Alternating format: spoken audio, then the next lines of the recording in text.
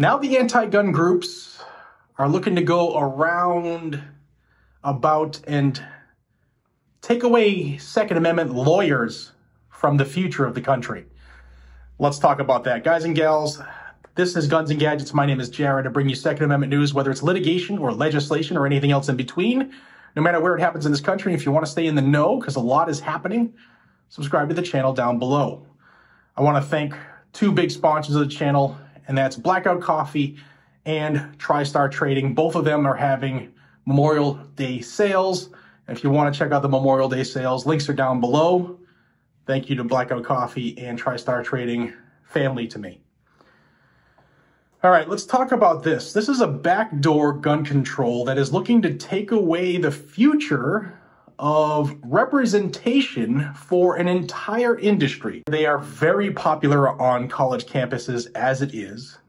And they have, this past semester that just ended, they went to some of the biggest law schools in the country and are asking students to take a pledge to not represent the gun industry when they get their JD, their degree in to practice law, and they pass the bar, right?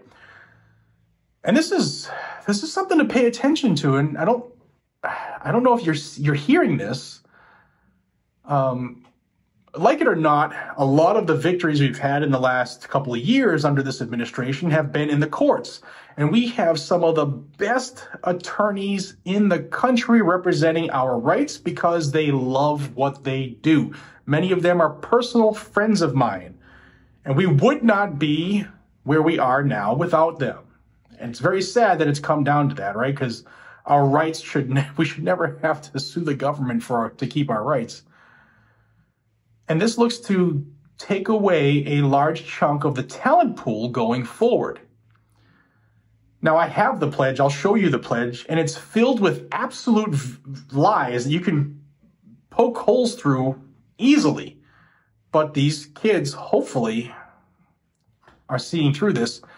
And I'm going to tell you the schools they went to. And I'm also going to tell you they're not stopping there, because when college reconvenes in the fall, they're going to more law schools, and they want to make this a national thing. So they rolled out their pledge drive at the University of California, Berkeley School of Law, the Cardozo School of Law, City University of New York School of Law, Vanderbilt Law School, and Yale Law School. Again, these are some of the biggest in the nation. And like I said earlier, they plan to make it broad and national going forward, come fall. Now, if you go to the March for Our Lives website, they're asking these kids to go there, and that's where they tell them that, 40,000 people died because of gun violence, kids, children, and nobody does anything about it. However, it's verifiably wrong, because in those stats, they add gun deaths for 18, 19, and 20-year-olds.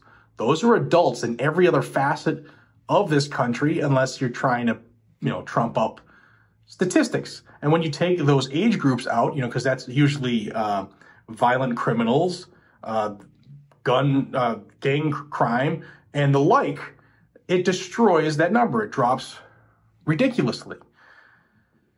But they just peddle their lies that we hear over and over and over and over again, because if you say something enough, it's often taken as truth. And this is ultimately the pledge they're asking the people to take. This is the Law Student Gun Safety Pledge from Giffords and March for Our Lives. It says, as a future lawyer, I recognize the power of law to affect change and my ability to be a part of that change. I also recognize the unique opportunity I have in this moment as a law student to affirmatively influence the direction of my field. Gun violence is a crisis in America, and I commit to using my legal skills to help fight the crisis instead of furthering it. The gun industry has fueled the gun violence epidemic that has led to over 1 million Americans being shot in the past decade. Until the gun industry takes concrete, lasting steps to prevent gun violence, I cannot, in good conscience, represent gun companies or gun lobby organizations, as it would present a conflict of interest for me. I will not work for any firm that requires me to advocate on behalf of the gun industry or gun lobby. I will instead prioritize firms that actively fight gun violence and the industry that propagates it. So what these billionaire people are trying to do is to take away the Sixth Amendment right of lawful companies who are not doing anything wrong. It's the individual that does the heinous act. The tool of immediate means, the tool of choice, it's not the people who created that tool that did it. They're not responsible for it. We want to ignore things like mental health issues. We want to ignore things like violent crime is perpetrated by violent criminals who are hell-bent on hurting good people. We want to just say it's the guns. Well, not all of us, you know what I'm saying. But they're so quick to ban a piece of steel that can't do anything by itself. And this, if they're successful, will take some of the first-round draft picks away from organizations that we know and love. Now, I'll go to bat for those Second Amendment attorneys out there. It's a tough war. We, the Second Amendment loving community, are smaller than those who hate us. And these guys and gals who are doing what they're doing on behalf of the Second Amendment, they are not getting rich on this. I know, like I said, I know many of them. They're not getting rich on this.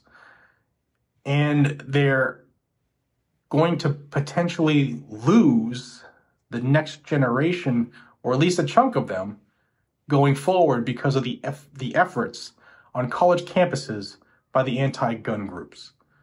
I wanted to bring this to you because this definitely is worthy of some thought, some deep thought. What do you think about this? Should we be concerned about this? Are you a young attorney watching this video in law school? What do you think of this? Have you seen this? Do you go to one of the schools mentioned? All those things I'd love to see down below. Guys and gals, thank you so much for making what I do possible. The channel's 10 years old, and all of it happened in this house, which we are leaving for the good, for the better.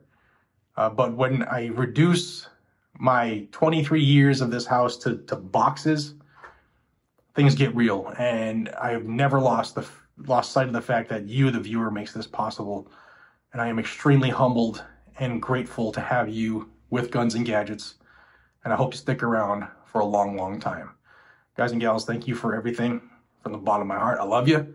And if you haven't already, subscribe to the channel. I'll see you on the next one. Take care.